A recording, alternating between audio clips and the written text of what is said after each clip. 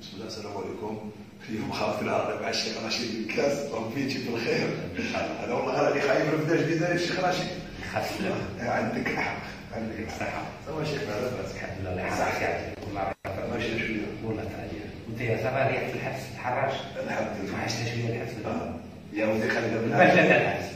يا ودي وش بك والله خاف بعد والله خاف بعد هذا والله طلعوا فينا في تيجوز وعزاز والله. ماشي نحب سيلولا سيلولا تاع شباب والله شباب تعرف جودورانج لاتيك يا ودي في الحراج يا قسم بالله يعني العظيم الماكله اللي تاكلها هذه كي تخرج من الحراج واحد تزيد واحد الشهرين باش تولي تقدر تاكل. لا اله الا الله. هذا يصير. لا كارثه. حبيت لك راه ظروف الاحتباس في الجزائر كارثيه جدا يعني. حبيت لك راه مازالوا الناس تاكل في الكوبرتات. كي تدخل الحبس يعطوك الكوبرتات اذا كان عندك معرفه واذا كنت صغير وجديد وزوالي وكذا وتستحمل يعطوك زوج كوبرتات. بعد كي تدخل لا البروبليم زوج كوبرتات تمشي مثل المخده والكوبرتة اللي تغطى بها والفراش. ما عندكش فراش كتجيب كرباج تفرش كوبرتة في الارض وكوبرتة تغطى بها. انا بلاتي في فرنسا نقول لك حدد الزاد حدد كلشي تحدد على كارثه. واحد سي لو سول بي دو موند يكون نريح 27 ساعه في سيلول. شحال كنتو في السيلولار شحال؟ انا كاين دي فورم كنت وحدي لا بريبور دي كنت وحدي. كيخرج لا بصح واحد تشوف الكتاب. علاش؟ ملي تخبر تكتب واش تخبر؟ ما تخرجش سبحانه ما تقدرش تكتب غير هذاك الصباح يديروا المشكل.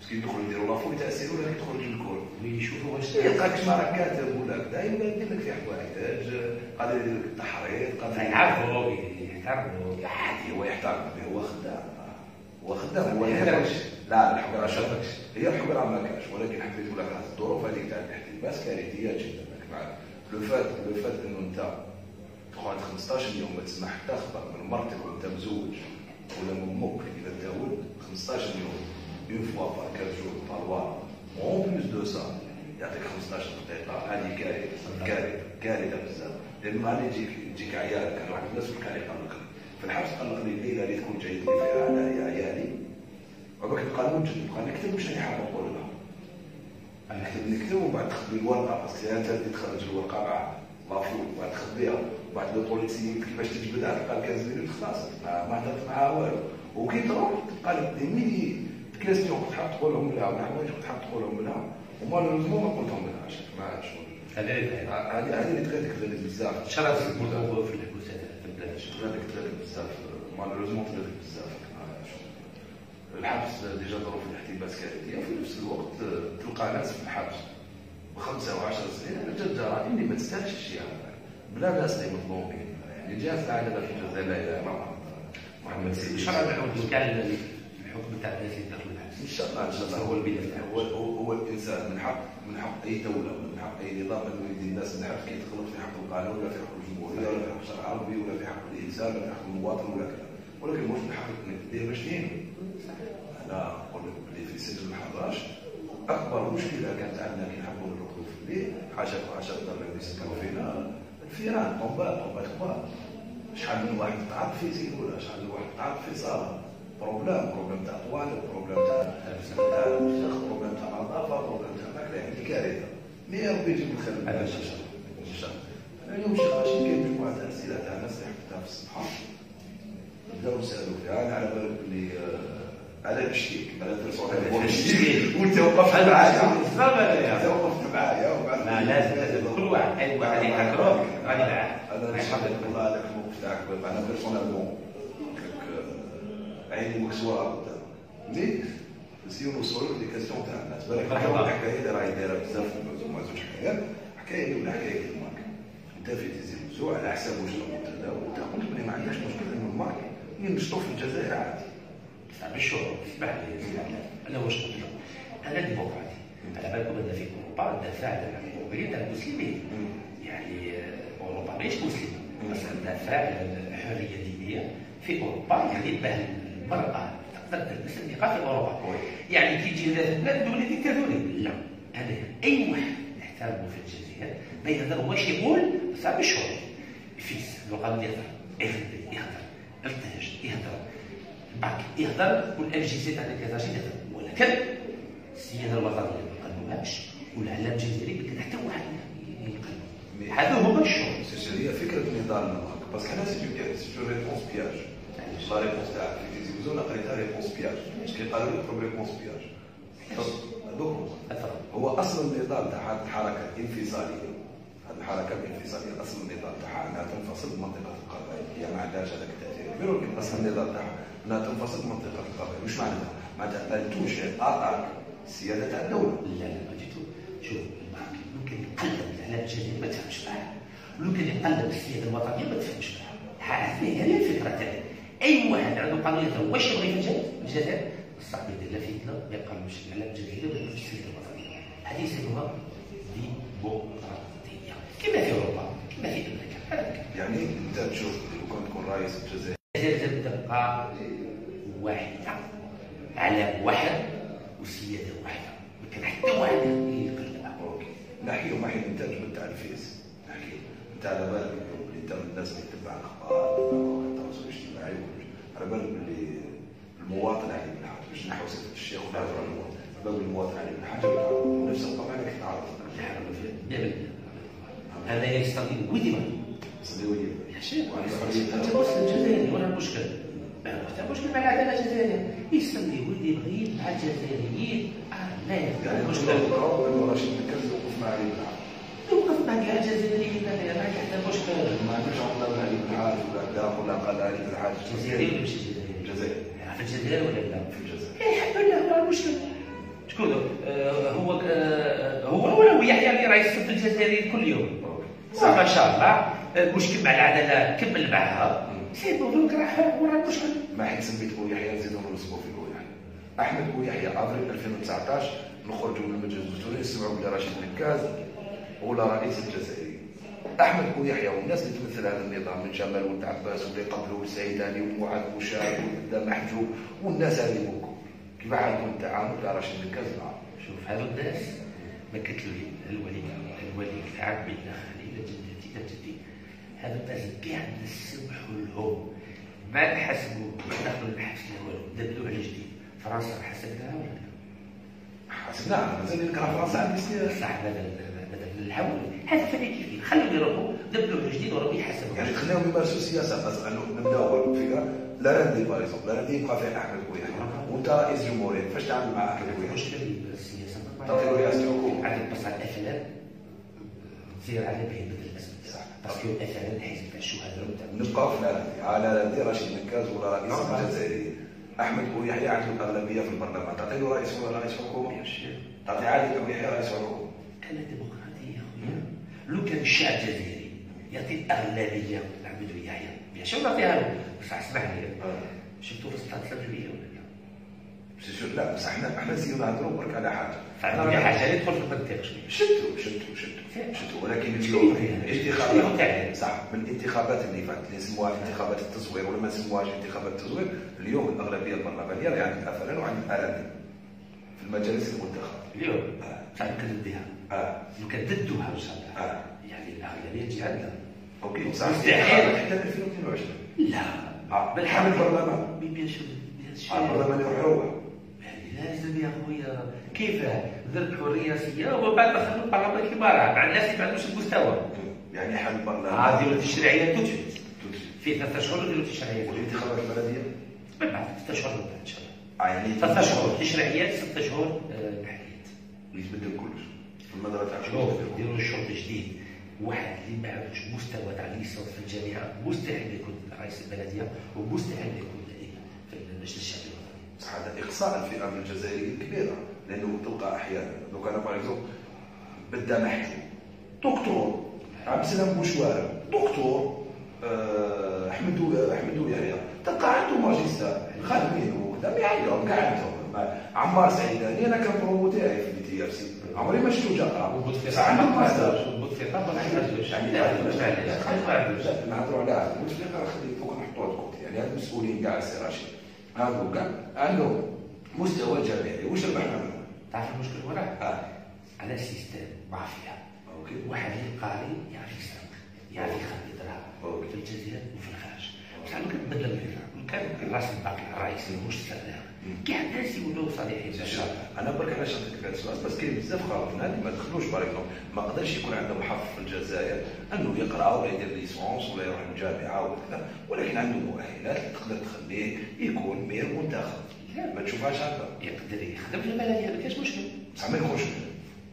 شوف لازم مير يمثل الجزائر، لازم رئيس البلديه كيهضر الشعب الجزائري يقولوا بشر هذا الانسان اللي راه يمثل الشعب الجزائري. كاين واحد مثل حنا تنقولوا بزاف في الجزائر ولا تيوري فهم والله لا قرا، بس كاين ناس فاهمين مع انه ما عندهاش مستوى، ما عندهاش مستوى كبير ولكن فاهمه. سي عذاب بالله مثل وستين قول لي واش البلديه في الجزائر يتفرح بها فين كان 1541 بلديه اسمعي ولي البلديه يديروا عليها مباشره. شوف كي راهي منظمه باطمه كي داير سجون ما كان حتى واحد يتفرح من بعض زي العاصمه بزاف. لازم نديروا ناس عندهم كفاءات يعملوا المستوى. اليوم راه كاين البترول على 96% بالميزانيه الجزائريه شويه لازم نخدموا نديروا الشركات، لازم الناس عندهم كفاءات. انا على بالك عشت في اوروبا في امريكا ما نديروش واحد اللي ما عندوش مستوى زي البلديه. اسمعي اوكي صح نهضروا على المستوى تاعك. واش المستوى تاعك؟ انا عندي مستوى جامعي في جامعه سوربون في الفلسفه وفي التاريخ ودرست بزاف في البلديه يعني. اوكي على بالنا كاع كل رئيس عنده واحد الصف معاه، ما كاش رئيس يجي يترشح للبلاد وهو ما عندوش صح. صح تقدر تسمي لي 3 اشخاص من الستاف تاعك، لو ستاف ولا الكيو جي تاعك، لو ستاف ليدر اللي راهم ماشيين. ابارتير دو 15 مارس ان شاء الله كي نبدا جلسه دستوريه قبل الملف تاعي رسميا نقدم له ان شاء الله كل حاجه في وقتها. كل حاجه في وقتها ما تقلقش.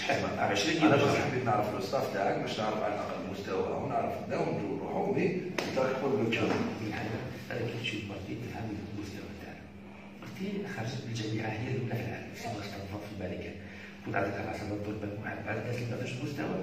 انا اللي عشتها واحده اللي عندها مستوى والناس اللي يدور بيا عندهم المستوى الحمد لله. انت قلت انا ما فيش سعيده ليا في لونطواج تاعي. صح انت قلت مرتي وفي جهه واحده اخرى تقول انا عازب. رشيد بك هذا يرحم والديك انت مزوج ولا عازب؟ انا مزوج بالفتحه. انا مسلم وهي مسلمه وهي مسلم. صح هي تسعه. انا كيف معها؟ ما تعرفش الطريق وتلقى ان شاء الله. الله يبارك يبارك فيك. معلومه هذه ماشي دايره اي بس اسمها اسكندر. اسكندر اسم مسلم ضربه شو هذا؟ هي علامه معليش المراه سيسي الاسم تاعها امريكي سيسي. وصولها هذا اسم مسلم ليش؟ لا لا وصولها هي الاصل تاعها واش هي امريكيه الاصل. شوف كاثوليكيه اصل تاعها بس تسلم دخل 20 سنه دخل 20 سنه عادي. العرب العربي نديروا نصوروا كره هذا واش عادي ماشي مشكل. الزواج تاعكم بالفتحه بالفتحه بدل الامام وعلاش ما تقولش عربي؟ لا تحوس عليا بلي نولي مالك ليه بلي يعني بعض البلاد نولي مالك ليه ولكن انا جزائري. تسمى ما درتش العقد معاه على الجنسيه الامريكيه. ما درتش الجنسيه الامريكيه. انا عندي جنسيه واحده فقط جنسيه جزائريه. كانت عندي جنسيه فرنسيه كما زدت لازلت عليها في 2013 واليوم راني جزائري فقط. سعد على بالك رشيد اللي انت اليوم راك قدوه العدد معتبر من الجزائريين والشباب الجزائري. تكلمني انت على زواج الفاتحه. زواج الفاتحه اليوم في الوقت الحالي هو اكبر ظلم للمراه. اكبر عبوديه. انا نقول لك علاش اصبر. الحمد لله. معليش لو كنت هي ما تبع عليا ما يتبع عليا ولا ما يتبع عليا. هذا الفن اسكندر. اللقب العائلي تاعو واش؟ الكاس. اسكندر بالكاس. كيفاش قدرت ماركي اسكندر بالكاس بالفتحه؟ نفهم حاجه في اوروبا يديروا لي بلاد فامي في لي بلاد فامي يقولوا شكون باباك وشكون. اوكي. انا عايز الجزائر. انا الجزائر باسكو علاش انا كنت حابب نروح معاك من بعد السؤال في حاله لو قدر الله انت لو توفاك الله على الاقل حقوقه في الورث ما عندوش. خلاص فهمت. اوروبا والجزائر ماشي كيف. استعاذ بالله. وليدي هادو ازدوج جزائري ازدوج اسم باباه اسمه بالكاس اسكندر. انت دركا راك ماشي ريغاسيت حتصرح بلي انت مزوج ولا حتصرح بلي انت ماشي مزوج في الحاله العاديه في لافيش تاعك. في لافيش تاعي عازم كيما عازم عازم على بلي عازم عازم كيف هو عازم ولا عازم ولا المشكل.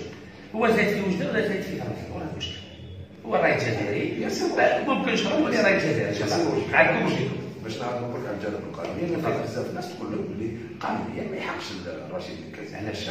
هما يهضروا على فكره الزوجه اللي هي اجنبيه انت راك تنفي مش تنفي ولكن على الاقل انت عندك وبالتالي يدخل فيه باللي ديال المراه اللي تزوج معها بالفاتحه وحنترشح بصفتي عازل بحال عازل. انا قدرت على بالك اللي قدرت الليله السعيد باش تسولي وجاوبوا لي قالوا لي السي بي ماشي حتى مشكل هذا بصح خاصنا الاستثمارات هذا ما كان هذا غير هذه الاولى تاع المراه نحطوها عند خوتي. نروحوا للامر الثاني باريزون اللي ثاني بزاف الناس تعقب عليه تقول لك رشيد بكاس في 10 سنين الاخرى ما كانش بوقي في العاصمه. على بالك باللي التربيه تاعي عندي واحد تربيه جزائري خدمته في ولايه شلف كان زبون 90. معليش علاش الاقامه فكره الاقامه علاش بربي ما عندهاش اقامه. انا عندي 29 سنه من 90 ولا في الجزائر بالنسبه للبربي وبالنسبه للكاتالون انا خدمتها في الوقت زروان 95 انايا من 95 من فوضي في الجزائر. يعني بربي عندي 29 سنه بلادي ساكن في البلاد وبعد كاتالون عندي 24 سنه ولا فوضي في البلاد. انا عمري ما فوضيت في الخارج عمري ديما فوضيت في ولايه شلف في مدينه عين ما عندي حتى مشكل. يعني بالنسبه للقانون الدستوري عندي دليل بلي ساكن في الجزائر وكونتينيو من 90 على هذا الشيء داروا لي المشكل ما بغاوش يعاودوا لي التربيه. الحمد لله بحنا في المحكمه الاداريه مش حبه تنظيم كاين بلاد الحق. 2014 كانت حكايه سرقوا الاستثمارات صح كانت حكايه سرقوا الاستثمارات وجاز في المرحله هذه على 2019 على مغروبه بايداع الملف بقات لنا 3 ايام ولا 4 ايام بايداع الملف صح الاستثمارات اللايمه الحمد لله وصلت ل 60,000. تشوف البوليسيه معليش بوليسيه ولا لا انا خايفين ان شاء الله يخلونا نروح للبيت الاستثمارات وصلت ل 60,000 الحمد لله وصلنا هاو ديباسينا راح ديباسي توا هذا الشيء اللي يتقلبوا اوكي لو كان معنا الاستثمارات كنشوف البوليسيه والمرة هذه يزيدوا يسموهم باش تاخذ احتياطات. اسمح لي راهو في احباب وصلوهم هذو الاستثمارات راكم تشوفوا البوليسيه راكم كامل عشان قالوا لي لو كان تخرج من المكتب تاعك يرفدوني. هذا نزيدوا نوصلوا عليها. لا جيسبير شوف جيسبير ندير مجلس سوري يعطيك الصحة شفتهم كي يبداو يضربوا في الناس قدام المكتب. يعني لو 3 ان شاء الله كان عندي موعد مع المجلس السوري فهادي يضربوا الناس يروحوا معايا المجلس السوري ولا كذا ولا يقبضوني ولا ما يخليوش نوصل. انا ندير حاجه بكل شفافيه والحمد لله كان رئيس صديق كيما هكاك الناس دير لا بوبين تاع 2014 بكري 2014 يقول هذا كان راكب في السيناريو بيشوفوك عيني واش صار امبارح اونلاين حبسوني في لوطوغوت 10 كيلومتر على واحد شفتها بعينيك كاع واصلين ليهم شوف هاد البروتوكول كاع واصلين ليهم مي انا ولي حاب نبقاو في هاد الديتاي الصغار باش على الاقل نفهموا القضيه. انا الحاجه الثانيه اللي بزاف الناس علقت عليها في الصفحه انا شفت فيديو رشيد مكاز يقول فيها هذا شويه الفرنسي تاعي معلوش معليش هذا بالعربيه تاعي سي يقول باش قلتها جو في travailler pour les citoyens français où je fais la candidature لفرنسا في الترشح تاعك 2007 يا خويا شوف 2007 رشحت لكاسيه فرنسا بغيت ترشح وساركوزي كسر لماذا ما تترشح؟ هذا هو السؤال. على بالكم من 2001 المسلمين في فرنسا في اوروبا بيحكموا فيها صبيتي داروا قوانين ضد المسلمين واش درت انا؟ نتحاوروا في المسلمين بالضبط نرشح وحيد وندافع على الحقوق تاع المسلمين في فرنسا وفي اوروبا ما بغاوش ما عجبهمش الحال واش درت؟ كسروني الى الثاني واش درت؟ سدوا تاع مليون اورو 20 مليار جزائريه وبديت نخلص كاع المخالفات تاع النقابات في فرنسا في بلجيكا في سويسرا في هولندا في الدنمارك في بلغاريا في ايطاليا في المانيا وفي النمسا حتى في 2007 كي ترشحت رئيس لفرنسا لو كان غير ترشح روحي ما قبلونيش وما قبلوش لو كان قبلوك وترشحت كنت حتولي رئيس فرنسا. لا ما تقدرش تولي رئيس في فرنسا فهم شويه شوف كان 66 مليون فرنسي وكان 6 ملايين مسلمين يعني 10%.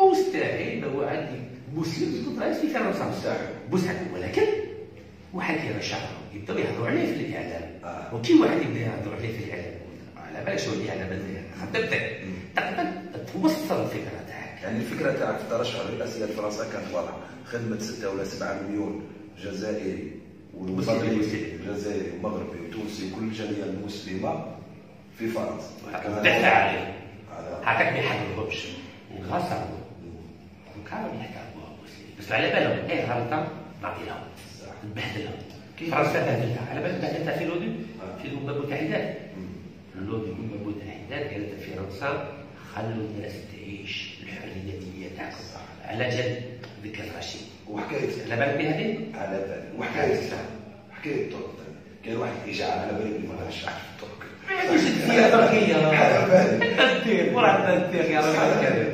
كيما بدات هذه حكايه الترك؟ خليفه في فرنسا داروا واحد القانون.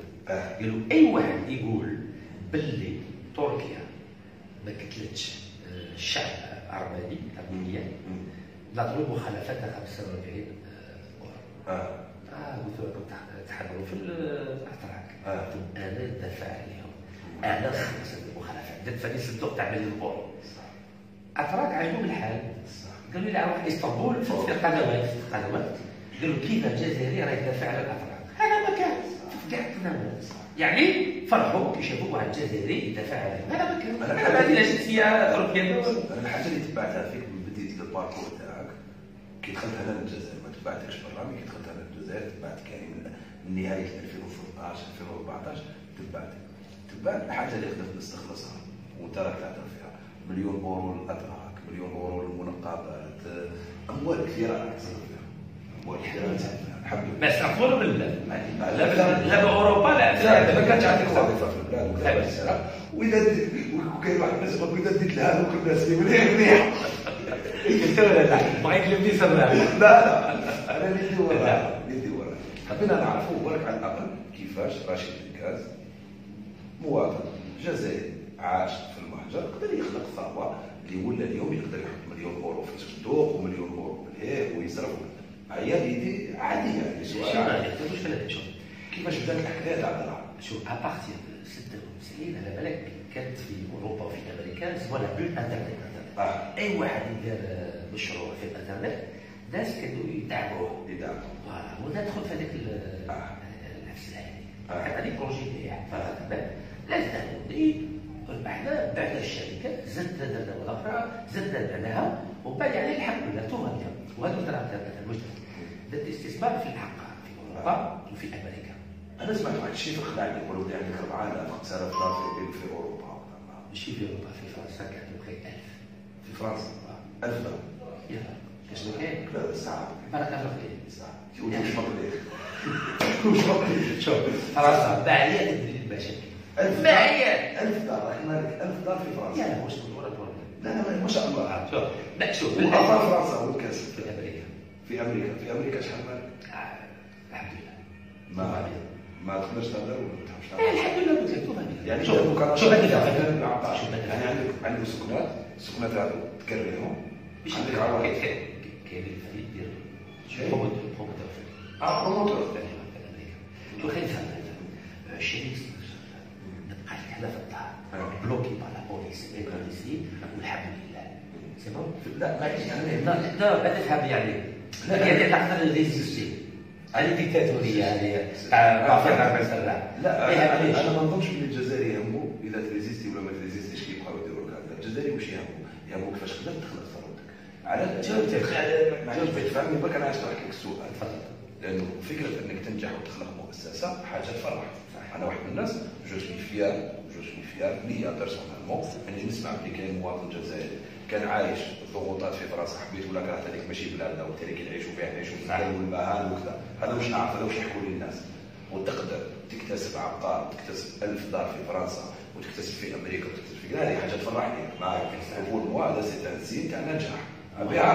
واش نجحت هذايا غادي يبقى نجح الجزائر كامل. هذا هو الهدف تاعي. بور موا لو بيت دو سيت كيسيون سيتي هذه الفكره. انا فخور بانك قدرت تنجح كما نفتخر اي جزائري. كاين خاوتنا في رومانيا داروا شركات داروا مصانع، كاين خاوتنا في المانيا. على بالك كاين اكثر مني. على بالك كاين اكثر منك. هنايا سي الحمد لله. هذا البيت تاعنا رشيد الكاز هو اللي تقدر ترشح. ما نشوف انا واحد من الناس نشوف اللي الجزائريين راهو عندهم قبول كبير وراك تروح راك دير مشكله. ماشي مشكله المشكله في فهمتنا. لا يعني الشبيبه الجزائريه راح يدير فيها ثقه ويعطيها الصحه. وراح يبارك فيها وراح يسير بها راهي قانونيه راهي ديمقراطيه وحضاريه وراهي تبد الصوره شابه للخارج ماشي كيما اللي يجي يشوف تاع مصر. خير وبركه.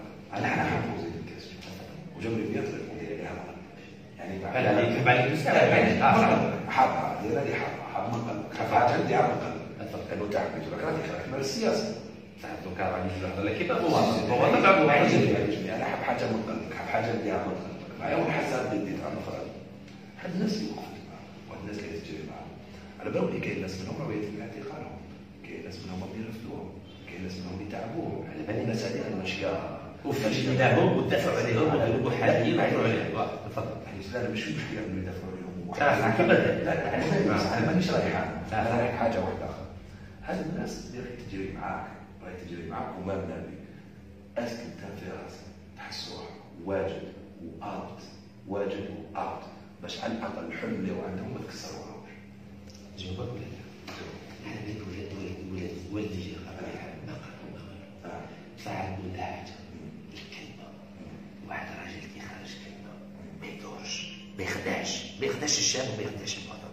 ان شاء الله لو كتبدو هاد التجربه تاع ما نخدع حتى جزائري ولا حتى جزائريه وراني واجب نسلموا البلاد ونديروا اليد في اليد معاك ان شاء الله. ان شاء الله.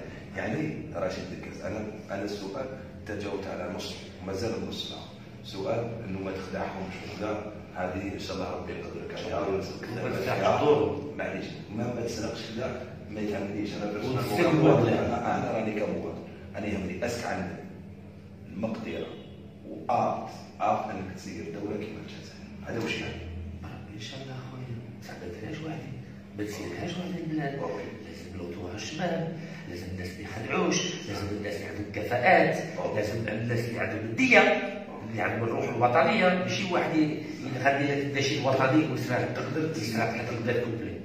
تقدر تسمي لي انا كمواطن ثلاث كفاءات اقتصاديه. شوف رشيد دكاز ما ماشي معاك ثلاث كفاءات نقدروا نسميو ثلاثه ديزيكسبير ايكونوميك اللي رشيد دكاز باغ تعرفوا لا فيزيون تاعهم ليكونومي الجزائريه. راهم كاينين على بالك، راهم كاينين في الجزائر وكاينين في الخارج. على بالك انا كي وصلت الامريكان جويلية اللي فات على بالك في بوست في شوف باغوش نديرو فيديو فيها تلاقيت مع لازم وين لازم كفاءات هضرنا مليح وهضرنا على المستقبل الاقتصادي في الجزائر.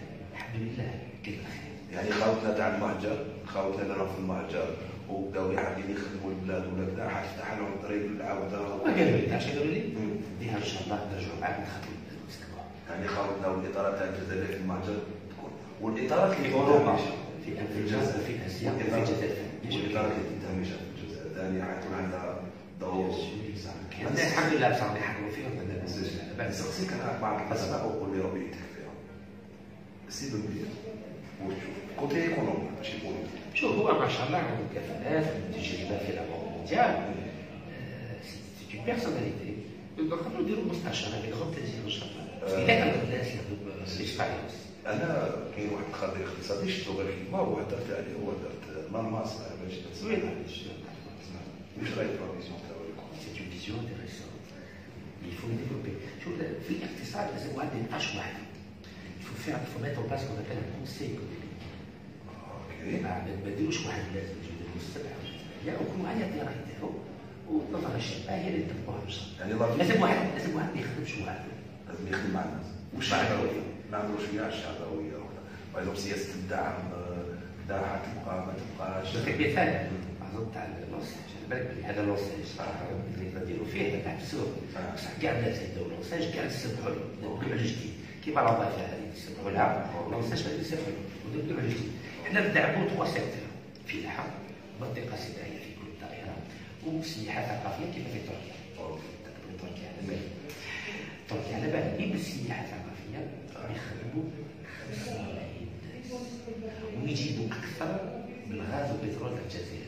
5 مليون تونسي يجيبوا 35 مليون دولار العام اكثر من غاز والبترول. يعني لا فيزيون تاع الجيري لرشيد دكاز حتكون ولا الدوله اللي بيشوف فيها رشيد دكاز حتكون موجهه سياستها واقتصادها قطاع الزراعه والفلاحه وقطاع السياحه. هذوما الصناعه في كل طريقه. والصناعه يعطيك الصحه. الصناعه درناها شحال من مره. لا درنا صناعه كبيره كيما الروس. حنا نديروا لي بوتيت الشركات الصغيره. هذا تجي ما تصنعش بلاد، ما تصنعش بلاد، ساعه ما تصنعش بلاد، عادي. طاوله كرسي ما تصنعش بلاد، ماشي حق عليك. لازم نجيبوا استثمار خارج تاع الجزائر يلعب مضرب كيما هكا ونديروا استثمار هنايا فاكرين زون فرونش يعني 10 سنين بدون ضرائب. انا واش قدرت نفهم من عندك حتى دوكا فهاد الدبلومي يقولي اللي هضرنا فيه انه الدوله اللي راهو يحلم بها رشيد نكاز هي دولة تعاود تريكوبيري الكفاءات تاعها اللي راهي برا في الماتشات، تعاود تفتح الباب للكفاءات الجزائريه، وحتمشي فكره انه تكريو مجالس كبيره، يعني مجلس اقتصادي ومجالس وتجيب ذات كفاءات اقتصاديه. هذا هو بعضهم الفلاح تروح شهريه اللي هي لغه الارض ويخدمها ان شاء الله. يعني الفلاح تولي الدوله والفلاح لا لا لا يعني الارض الدولي يخدم في ارض الدوله تروح شهريه بدون ما يبقى فلاح. صح يقدر يخدم ارضه ويدخل دراهم ما يحتاجش شهريه، ولا شهريه يخدم حوايج. شحال كان بزاف الناس اللي شهريه يعني يخدم الارض تاعو يخدم فيها ويعيش فيها. انا ساكن في الطوبه، البيت ساكن فيه على بالي الناس يقدر يعيش. كان والو على بالي والو. صح خاوت نظر مع ربك الام الجزائريه. الام الجزائريه يعني في بلاد تعطي على بلاد ولد تعطيها 500,000 شهر، يعني الزوج تاع 700,000 يعني في بلاد تاع مليون شهر يديروا كونترا اتفاقيه المدرسه والام الجزائريه تقري ولادها تربيهم تلبسهم وتدويهم. واسك اون لي موايان فينونسي باش نقدروا نديروا شي كيما وي هذه الدوله عندها دراهم باش تقدر دير شي حاجه. على بالك باللي 50% الميزانيه تاع العسكر يشري سلاح من فرنسا من امريكا من الروس. ومن بعد واش نديروا به؟ علاش؟ نديروا اتفاقيات مع المغرب على بالك باش نعمل مشكل مع المغرب. لازم يسيبوا حاجه دبلوماسي. المغرب هما يحبسوا الشركه تاع الماتيريال هذا وحنا فايدين نحبسوا نقصوا 50% على 5 سنين. بعد الدراهم اللي كيديروهم ندعموا المجتمع المدني السوسيتي سيفيل عشان ندعموا الام الجزائريه، ندعموا بعض ليتوديون الجزائريين نطلب لهم 4 مليون، مع الوقت ناخذوا مليون ونخدموا يعني بعض الدراهم اللي تجيبوا ندخلوا في الميزانيه، ومع الدراهم نجيبوا سياحه ثقافيه وتجيبوا بالمنطقه السكنيه في كل دائره طول الفلاحه، ندعموا يعني اللغه الجزائريه، الثقافه الجزائريه ديال المامور الجزائري. كاين واحد السؤال هذا الباجا ثاني بعثوه قال يقولوا السؤال يقولوا اسك رشيد نكاز عنده المقدره والقدره انه يريح ناس وعمال العالم ويدافع على مصالح الجزائر. يقولوا زعما العالم ما نقولوا بوتين، نقولوا اليوم ترامب، نقولوا انجيلا ميركل، نقولوا كذا. انا على بالي لا ريبونس تاع الريبوندي مي بوز ديك لا كاسيون على بالي شحال حتى يا خويا هاد الاسلام على بالك كي كان عندي 26 سنه تلاقيتهم وديت كتاب معاهم راه فايت وتيقول انا 26 سنه جزائري درت رئيس الامريكاني فرنسي انجليزي الماني طالياني كندي وتاع اليابان. شكون اللي دارها؟ بانت في بالي كانوا ما داروهاش، الجزائري دارها. انا والفتهم يعني ديما تلاقى بهم هذو الناس. انا مانيش مخلوع كيما هذو هنايا يشوفوا واحد رئيس في البرلمان يجربوا انا نهضر شويه على السياسه تاع الدوله لو يحلم بها رشيد نكاز. نهضر لك على شويه مواقف ونقول لك قاعدين يدهم ترفضهم قضيه الصحراء الغربيه واش موقفك منها؟ دافع عليها ولا لا؟ هذه مشكل. دافع عليها بيان سور هذه داخله في السياسه الخارجيه الجزائريه. فلسطين كيف ندافع عليها نورمال. اسكي تجي نهار ونشوفوا رشيد نكاز رئيس جزائري ويمشي باريزون لاسرائيل ولا يطبع مع اسرائيل؟ هم اللي يمروا اسرائيل حتى فلسطين تجيب استقلال تاعها. هذا الدافع على فلسطين في الامم المتحده. الساعه يعني التطبيع مع اسرائيل وحوايج كيما واش غنشوفوهم في الجزائر الشماليه. اليوم الجزائر تاخذ بها باطل الغاز الاسرائيلي، هذا الحادث الذي بها وهذا الغاز الجزائري راه يفوت على مصر يروح اسرائيل بها. وعلى بالك على بالك اسرائيل عندها 35% من الغاز الطبيعي من ولايه الاضرار، وفرنسا هي اللي بعث لها 35% من ال 65% اللي كانت عندها. على بالك بها من 2018 والشركه اسمها كارنيل جروب والمقر تاعها راه في واشنطن. فما كان يهضر عليها الى هذاك المشي. شفت انا كي خدمت عليها خدمت انا وراك عليها بس حبيتهم كيما اللي كانوا عندك شفت في بلاصه وشكون اللي يهضر عليها في البلاد؟ يعني موقفك في افريقيا منطقه الساحل منطقه الساحل اليوم وصار فيها مشاكل كبيره. بالطبع عندنا مشكل عليها في الجزائر. على بالك بزاف الناس من بالي من نيجير يجوا الجزائر. انا نقول لك صراحه حنا نرجعوهم في بلادهم ونعاونوهم الشغل لا يكونوا في بلاد البشر. انا لو واحد باه حكومه تخلي بلا 200,000 من شهر من المالي اللي جاي يجوا لي هنا يردوا برا باش يحق عليهم وباش يحق عليهم. لازم نسيبوا حل نرجعوهم لبلادهم ونعاودوهم في الحدود. صح. الجزائر واش من بعد الانطواء؟ اذا كان رشيد الكاز رئيس الجزائريين واش من بعد الانطواء؟ الانطواء من البعد التغريبي يعني البعد تاع الغرب واوروبا وما شابه، ولا خلوها في البعد الافريقي ولا في البعد العربي المسلم، ولا واش من بعد الدوله لا كومبوزيسيون تاع الدوله واش يعني؟ شوف التليفون هذا البرنامج يدور فيسبوك فيسبوك انترناسيونال الجزائريه راهي مفتوحه على العالم كامل. احنا لازم نديروا دوله احنا غدا بعاد هذو الافكار هذو اغوش اغوات هذا بعاد دوله القانون بعد. انا بروحي اللي كنت رشح رئاسيه ما نقدرش نخرج في بلادي عندي 70 بوليسيه قدام الدار. هذا بعاد. شوف كيف نبدو دوله القانون مع مؤسسه امنيه عسكريه دبلوماسيه اللي ما تدخلش روحها في السياسه. من بعد هذاك الوقت نهضروا على حاجه جديده. صح. كيفاش لا فيزيون تاعك بناء دوله القانون؟ انا قلت لك لازم القانون يجي فوق الجميع. الرئيس لازم يحترم القانون والمواطن عليه يحترمه في كيف يعني باه واحد يخدم بالتعليمات هذه مستحيل. دقلا هذه السياسه تاع التعليمات هي راهي تفسد في دوله القانون الجزائري.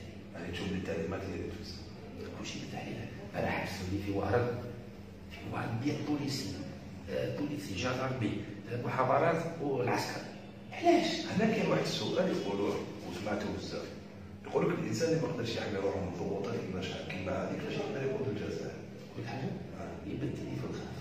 كنت ندير في الفيسبوك لايف جاوبهم تعليمات جدد قالوا خلوا لك رشيد خلوا بعد رحت للوهران. بس علاش؟ بعد تقصد بالاعلام الخارج نشوفوا واش راهم يديروا في البلاد. خافوا يعني يبدل التليفون مؤسسه هذه حاجات جديده اللي جبنا هنا في البلاد والحمد لله توفى بها. راك تشوف راني في المكتب تاعي 70 بوليسيات قدام الدار وقدام المكتب صافي نخدموش يحترموا شويه. رانا في وميليو رانا في الوسط دوله الغرب خاصه هذاك البوست. الشرطه كيفاش كتشوفها تتعامل مع التظاهرات وتتعامل مع الاحداث؟ شوف انايا بصفه عامه ما عندي حتى مشكل مع المؤسسات ديالي بصفه عامه ما عندي حتى مشكل. صح هما يعطوني التعليمات خاطر ما يفرصوا شويه هما يحوشوا شويه. نعطيك مثال خاطر في الاساس كاع حسنا بصح تفضل معاهم قهوينا شربنا لا تاي الحمد لله. يعني ما عندي حتى مشكل مع المؤسسات ديالي. كاين واحد زوج ولا ثلاث استلام راحوا بك ثاني طرحوا في الباجا ولا هذه المسألة. الاولى نبدا نحكي لك عمار سعداني شفاه. شفاه واش صار مع كسرني فيه واللي باش تسمع. انا شفت واحد الريبورتاج تاع مواطنين فرنسيين ما عجبهمش السلوك تاعك انك رحتوا للدار. ما رحتوش للدار قدام الدار هو ساكن بروميير ايطاج ما نروحش للدار الجزائري. انا نكشف بالدليل نقول هذه الدار هذه شروها نظره تاع الشعب الجزائري. انت كي كنت ناشط سياسي كنت تكشف بالدليل. رشيد الكاز بعد 2019 بعد ابريل 2019 ولا رئيس. صوالد اللي راحوا واللي راهم برا تجيبهم ولا كيفاش نديروا لهم؟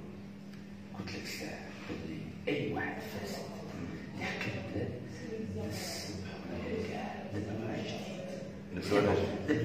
ما لا شحال تكشف الناس هكا ما حد يسمح يروح ثاني هو في لا يخرجوا بطريقه سلميه قانونيه ديمقراطيه وحضاريه ما يحشموا شويه على روحهم. اسكو تشوف المؤيدين تاعك عندهم نفس الرغبه؟ لانه انا واحد من الناس كمواطن جزائري نشوف اللي صار ديما لازم يعاودوا للجزائر. شوف ما تولي على الاقل تولي للشعب. كان فرق كبير بين واحد كيخدم كمواطن واحد يخدم كراجل سياسي. هذا كمواطن غادي باغي نحسبهم كاع وضربوا بالكلاش واحد بالواحد. بصح كراجل سياسي لازم يكون عندي الحكايه ولا 20 سنه مانيش باغي ملي نغدروا الوقت كيما ضربنا في الوقت الفيس وعلي سعيد ولا في الوقت محمد بوجيه في 92 للزوج داروا غلطه كبيره ما غادي يحاسبوهم. انا ما نحاسب حتى واحد دبلوا على جديد وربي يحاسبهم ان شاء الله. كاين واحد عباك اللي الجزائري توجور مربي بزاف على الله يريدوكا ومربي بزاف على بعض الجزائريين مربيين على فكره شغل توسويس. عندنا بزاف توسويس. كاين واحد الهضره تمشي تقول بلي رشيد الكاز الشرطه راهي تعاون فيه بالعكس باش تدور فيه لو فات راهي تجي وتوقف وتبين بلي راهو محظور ومنظوم حيتدفع عليه الشعب الجزائري. وانا خابع لو كان هكا كيف هكا انا ما خليتش نفوت في 2014.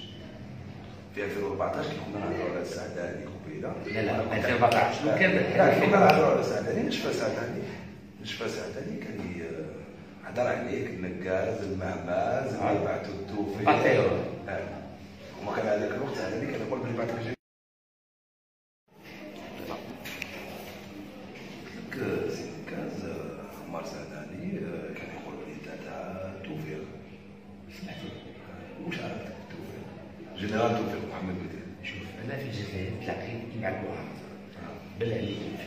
كتاب الهيكل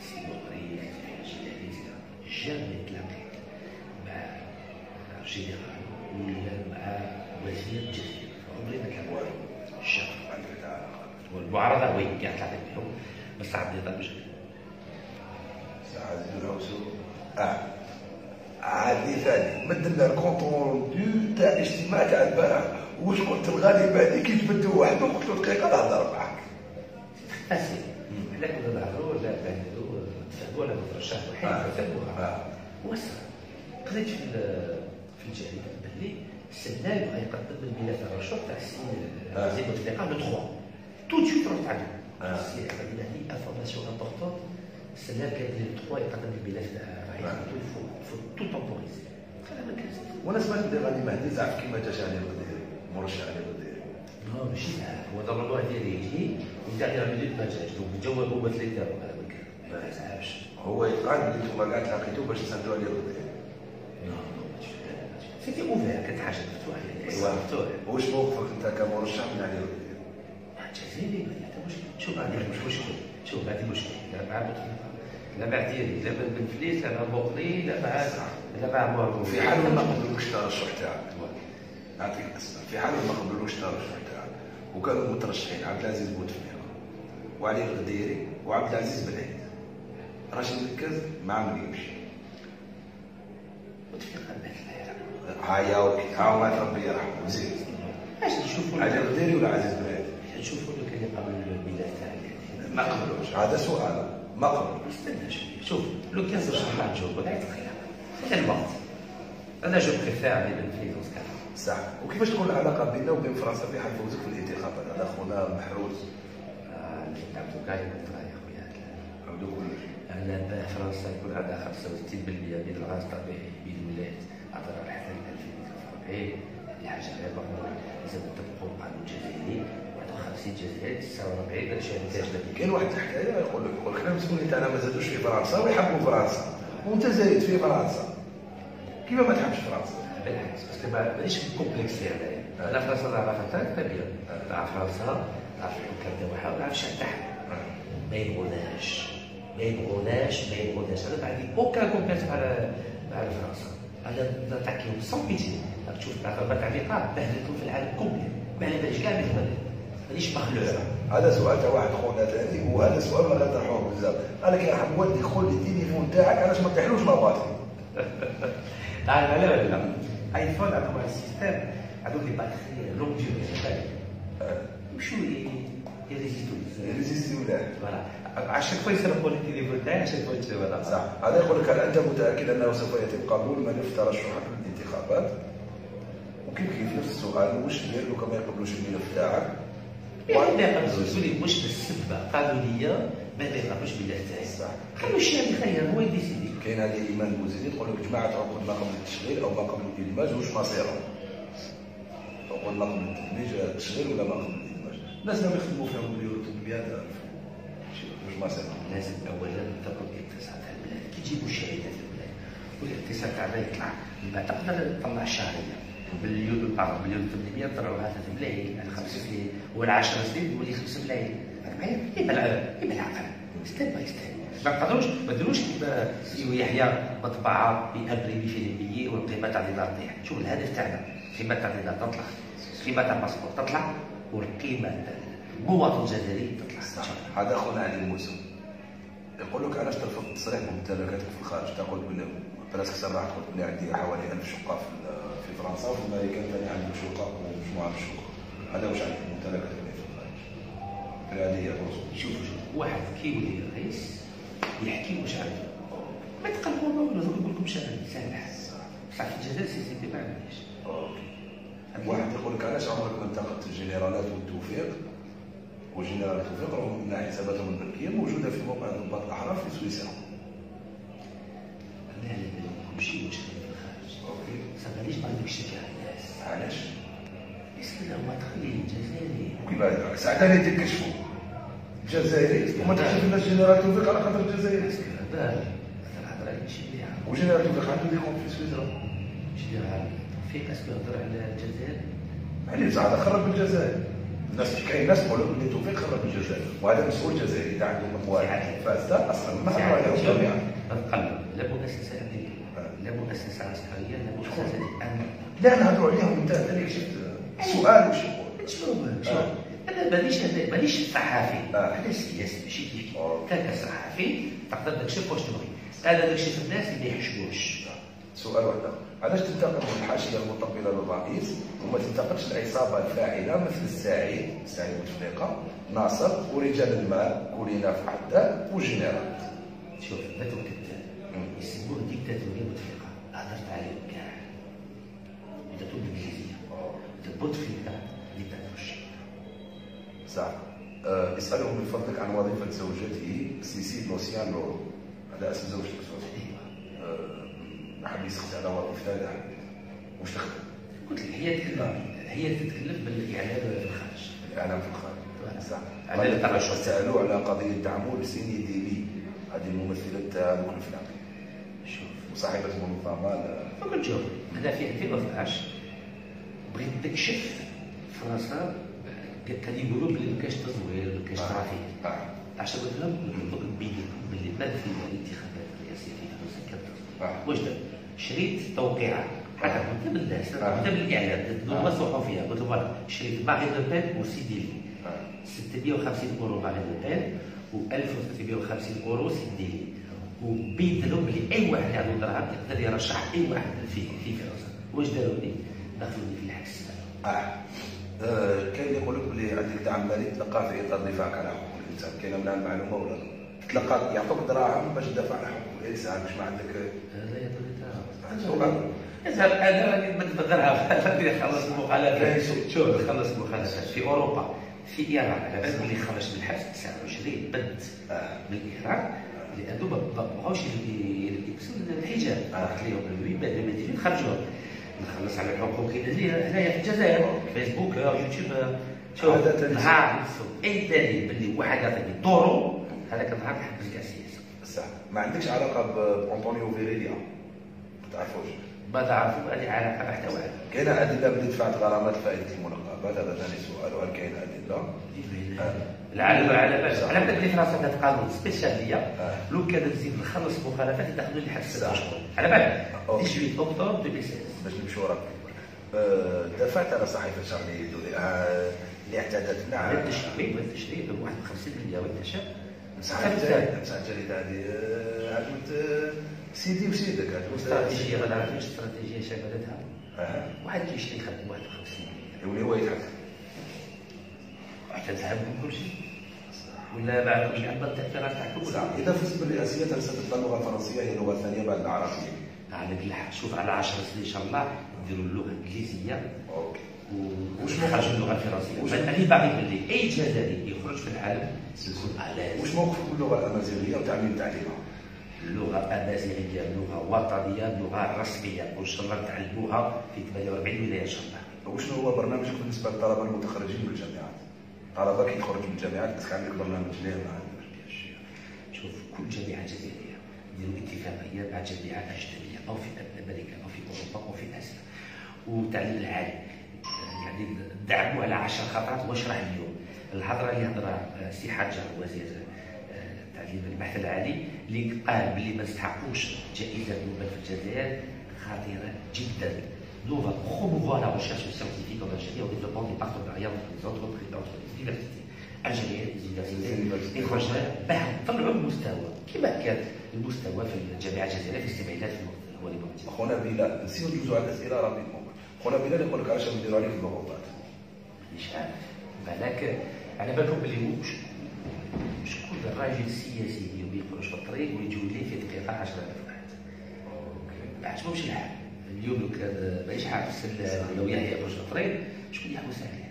بدون بروتوكول بدون كاسوس. خونا فاتح طرح سؤال هاي قال لك رتب لي القاضي مع الجنرال مع رئيس الجمهوريه، شكون الاول؟ شكون الزوج؟ شكون الثالث؟ القاضي هو الاول بالنسبه انا بغيت بدون دوله القانون الا القاضي هو يكون في الوسط هذه دوله القانون. هذا سؤال واحد اخر تاع خونا زكريا الخضر بن عيسى يقول لك شنو القطاع اللي تعطي له الاولويه؟ انت قلت الفلاحه وقلت المنطقه الصناعيه في كل دائره والسياحه الثقافيه ان شاء الله. والفلاحه شوف البلاد اللي ما تقدرش تدخل فين الشعب تاعها ماشي بلاد. هذا خونا محمد دار كومونتير والله غير نقراو لك كيما دار. لو حدثت الكارثه واصبحت يا رشيد رئيس جمهوريه، هل ستعدل الدستور في ماده العهدات وتعاود ترجعها كما كانت عهدتين؟ هو خونا واش فاهم ولات عهدتين. لا بس ديما نهضروا على العهدات بزاف فيها عهدتين بزاف. تما اذا ديتها باينه باللي مراعاه تديها. اذا جيتها في 2009 لا صافي واحد ما يخدمش البلاد. احنا في الجزائر عمره ما ترشح رئيس هو اون بوست وما داهش. شوف سي زروان لعبي زروان وما كملهاش للزر هذاك. ما عندك مخطط ولا حاجه للغه الامازيغيه، مشروع اللغه الامازيغيه؟ اللغه الوطنيه، اللغه الرسميه، اللغه التاريخيه لازم يعني نحترموا يعني التاريخ تاع البلاد، التاريخ الثقافي تاع البلاد. هذا كاع امازيغيين وكاع مسلمين في البلاد.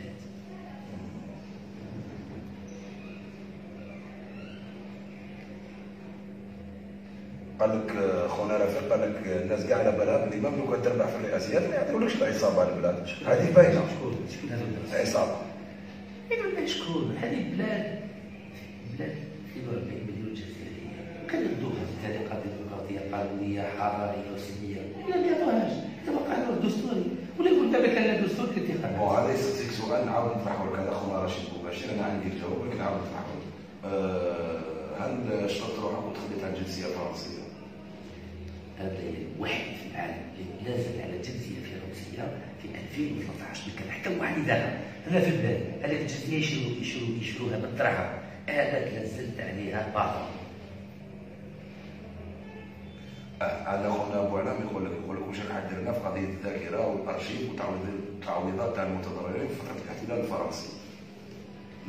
بداو يخرجوا لي تارشيف تاع الحسابات واش داروا البارح، بداو يكشفوا فيه. هذا واش راح درنا في الذاكره والارشيف والتعويضات. اسك رشيد كان يكون رئيس على الجزائريين حيمضي تعويضات من عند فرنسا وحيجيب تعويضات من عند فرنسا على المنكر اللي دارته به في مثل من الجزائر. يجب ان نعرفوا واش صرا. على بالك الرئيسان هذوك مستعجلين ماهوش يردوهم لنا صافي شحال 160 سنه.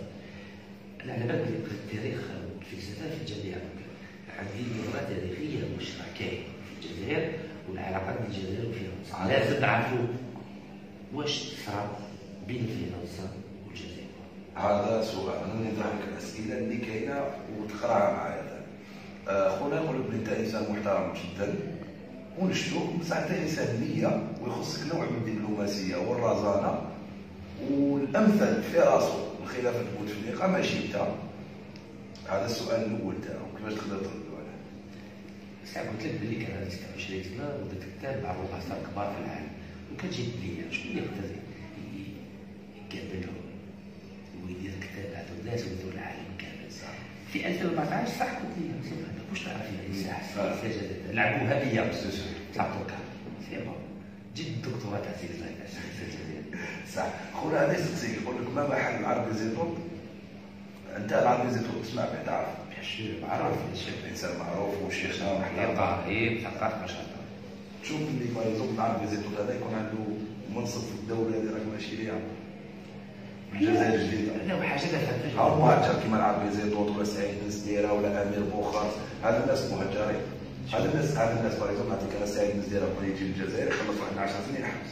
الاحكام اللي عنده يعني راهو في واحد 10. شوف الجواب نسمحوا لهم كاع اي جزائري راه في الخارج وما كتبش جزائري مرحبا به في بلادهم، ما عندي حتى مشكل، مرحبا بهم كاع واحد من واحد. هذا يسقسيك عن البطاله وكذا. البطاله لازم نخدموا، لازم نديروا شركات.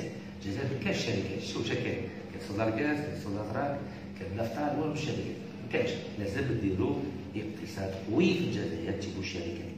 الجزائر ما يديروا شركات في 600 دائره باش نخدموا شباب الجزائر باش نخرجوا من البطاله. شكل بين سؤال ولا كيف؟ معليش حنا ماشي يتقلق ولا يتقلق. عندو ناس شوف كاين الاسئله اللي كاينه راني اختلفنا كاين حتى دروك 9000 سؤال. 9000 سؤال انا حطينا في الباج عندنا واحد الساعه اللي حنقولوا معاك. الله يبارك. هذا خونا من المهجر جوال يقول لك انا دكتور في الجامعه وتحصلت على عده جوائز وطنيه ودوليه تحاولت من الجزائر ورحت لبريطانيا وغلقوا لي البيبان كاع.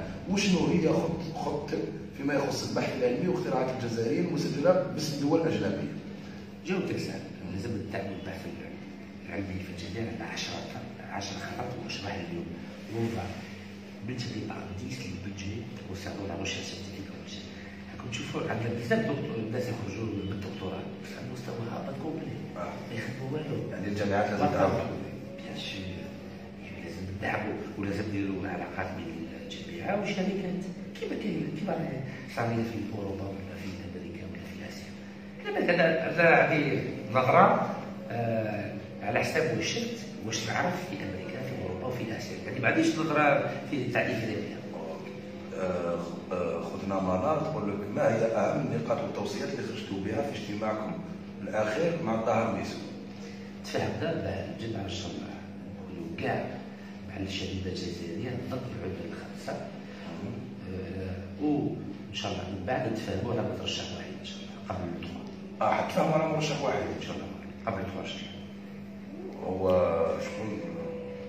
الصبرات قلبوا عندنا الواقع. لا واحد يحسب ما نظنش بلي حتفقوا على ميسو لانه ميسو ما وصلش للاستماره تاعو. على بالي بلي ما وصلش. علاش؟ طاهر خونا على بالي بلي ما وصلش. طاهر خويا ماشي مشكل ماشي مشكل. شكون يقدر يدخل المعارضه الجزائريه؟ خونا يسقسيك على معطوبين متقاعدين ومشروبي الجيش والمشاكل اللي صاريه فيهم والضرب والحقره اللي هم يعانيو منها. لو كان ندوها ل 18 ان شاء الله ل 19 افريل نديروا اللقاء تاع الممثلين تاعنا واش نديروا ونشوفوا الميزانيه شكلها في الجزائر وعلى حساب واش كاين في الخريطه الجزائريه ونشوفوا حل اللي يساعد اي واحد، يساعد البلاد ويساعد الامه. هذا السؤال انا ما نحبش نطرحه لك انت اللي حبيت تجاوب بعدين. على تعشب لا مش غادي نحشم قضيه حاجه شخصيه ما نحبش. هذا ضربه هذا كل شهاديه. هذا خونا محمد عدولي يقول لك السلام عليكم، قول لي الشيخ راشد انت تصلي مسلم مطبق ولا مسلم ماشي مطبق؟ نصلي نصوم نشهد وان شاء الله نحج مكه يحفظ بعد يحتاج شيء وندافع على المناقبات ضربه عادي الى البلد ان شاء الله. هذا سؤال تاع خونا مهدي هلالي باش نضحكوا شويه. قال لك عطينا البرنامج تاعك وش من دوله راك رايح ترشح فيها لو كان ما تديهاش في الجزائر لعب هذا من الناس اللي تقول لك راح للترك راح لفرنسا جا الجزائر. شوف من 2013 لا زلت على جنسيه فرنسيه. كان عندي زوج جنسيات فرنسيه جزائريه. هذه بقيت فيها بل بالغ المشاكل باسبور ما يعاودوليش فردي ما يعاودوليش نبقى على الجنسيه الجزائريه. عاد ثاني خاوتنا حابين يضحكوا معك. هذا خونا يزيد قال لك قول لي كيفاش تقدر تتنقل بسرعه البال من بلاصه لبلاصه. راني في تيزوزوني وبعد خدت لي بويره وبعد راك في كذا وبعد طلعت القالي قلت انا واحد من الناس حبست لي راسي. الحمد لله ربي يعطيني الصحه كيما نتوما. غادي بروفيتي لوكازيون غادي نستانيستا والحمد لله. اذا سعفك ربي وكنت رئيس الجمهوريه شكون هو رئيس حكومتك؟ غماتي السعيد. الحاجه في وقتها. كل حاجه الحاجه في وقتها. اذا اصبحت رئيسا للجزائر هل ستقوم انت ايضا بتعديل الدستور وفق مصلحته؟ هذه توالفوها مع بوتفليقه. بوتفليقه كل مره يبدلوا لنا الدستور. حنا نعدلوا الدستور بعد نبدلوا دوله القانون فقط ماشي على زكاه البصر. هذا اخونا يقول لك هل جاك اقتراح تفاوض من قبل النظام ولا مجموعه من الاشخاص؟ هل بداو يتفاوضوا معك على الاقل قال يا رشيد نجبد روحك ونعطيك وزاره لا على بالك بلي ما نقبل حتى وزاره ما نديرهاش. حزب سياسي حزبي لا قدمنا لي ما يقول الاعتماد لحزب حركه الشباب والتغيير قد نستخدمه من 2014. وش قولك في علي بنفليس؟ انا نحترم راجل الدوله راجل قانوني راجل يعمل مبدا جو ريسبكت بوكو. وش قولك في علي القديري؟ جميل كلام. وش قولك في غاني مهدي؟ باشا الاستاذ مثقف الاستاذ رجل على الجزائر باشا. هذا الوسيله اللي على بالي التليفون ديالي عليهم دخولين من بعد. هذا انا سقطي.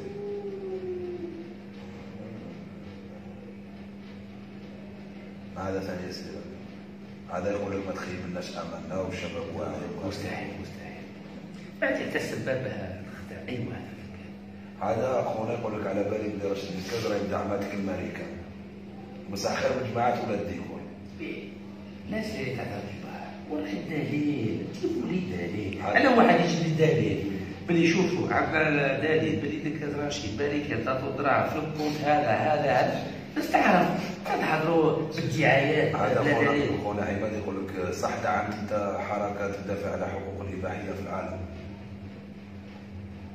تدافع على المناقضات وين في اوروبا هذيك صح مبينه والعالم كامل على باله بها، ما تخلطوناش الموضوع. السجناء الاسلاميين اللي راهم في الحبس تدافع على كل شيء. هل نشوفوا نوع من انواع المصالحه مع الناس اللي مازالها في الحبس وما تفاداش المصالحه تاع بوتفليقه؟ اي واحد اللي في البلاد تاعو ما فيهاش قضيه تاع الدم نخرجوا من الحبس ان شاء الله. اوضاع المفقودين الناس اللي تفقدت خلال الازمه الماضيه. شوف اي واحد اللي حاضروا في هذا البلاد يحلوا بلا فتاو مصلحه بالعقل بالعقل. كل واحد عنده حقه ان شاء الله. مع التوفيق. يقول لك في حال من الفسد كيفاش تقدر تواجه الدوله العامله؟ تقدر تفوز وتولي رئيس، كيفاش تقدر تفوز على نظام جزائري متغلغل للداخل، الناس داخل النظام متغلغله وعندها عقيدتها وعندها عقيدتها. على بالك واحد كيبغي في الشونجمون الداخليه عادي جدا ياكل الوقت ماشي في سنه في شهر ولا في عام ياكل الوقت. لازم نعرفوا واش راه كاين، لازم نعرفوا الناس راهم يحكموا في 1541 بلديه في الولايات في العسكر في الامن. الا كان الوقت ما نعرفوا واش راه كاين ماشي فتره واحده. انا ما نديش الغلطه تاع سي محمد بوديف ربي يرحمه اللي بغى يحاسبهم كاع ومن بعد قتلوهم. لا درست التاريخ تاع الجزائر. واش يكون مستقبل ولادنا معك؟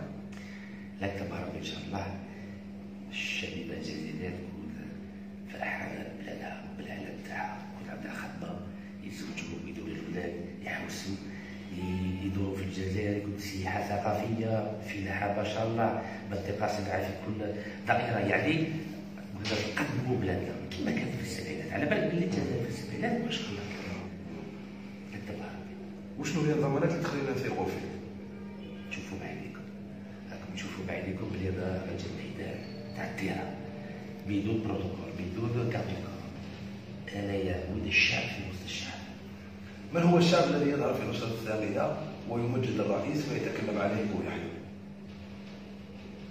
الحمد لله الشعب الجزائري فاهم. دوكا ما يقدروش يهضروا على اسم الرئيس على بالنا كاع بلي الرئيس مات.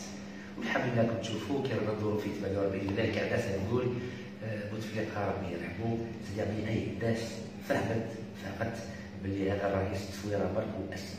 هذا شخص هذا سؤال برك باش نعاودوا نذكروا. يوسف عماري ستشارك في مظاهرات الجمعه؟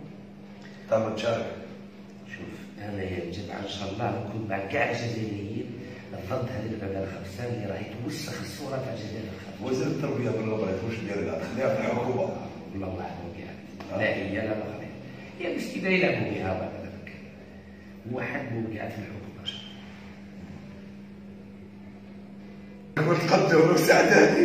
لا شوف واحد اللي سرق 10,000 مليار سنتيم اللي خدع الجيش اللي خدع سلطه كيف يديروا بودي سلطه؟ هذه مستحيل. هذا السؤال ثاني ما نحبش نطرحه. لا نقول لك انا نقول لك شوف هذا خونا الشفافيه. هذا خونا رشيد يقول لك انت مسلم وانتقلنا بالشهاده.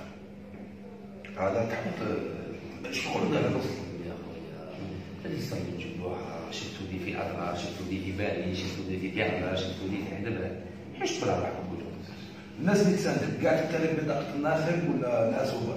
يعني الناس اللي تساند فيك كاع عندهم بطاقه ناخب؟ ماشي كاع على بالكم باللي التعديل ديال يدير واحد يدير كتطلبات البروسيري كانت جورنطال بصح اغلبيه الشعب الجزائري تشوفوا بعينكم راهي معانا ماشي معايا برك راهي مع الشونجمون باسكو كما يقولوا بالفرنسيه جان كارم لو شونجمون جان كارم ليسبوار. الناس راه دير فيها ثقه ودابا ما خداش الثقه تاع الناس. كاين هذا سؤال ثاني يقول لك هل انتخاب رشيد بن كاز هو بدايه انطلاق الجمهوريه الثانيه لا دوزيام ريبوبليك في ان الجزائر؟ شاء الله ان شاء الله تكون جمهوريه ثانيه ان شاء الله.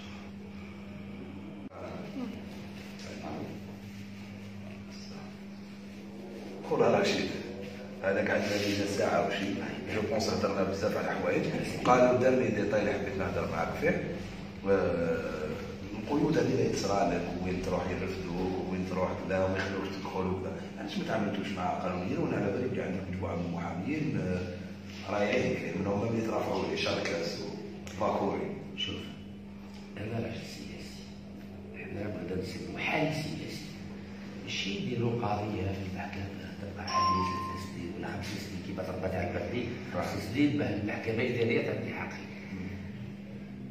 كانت انتخابات مش غاديش نديرو وحده نرجعوا ومن بعد نعاودو نقعدو نديرو دوله القانون ونسموا الموضوع ان شاء الله.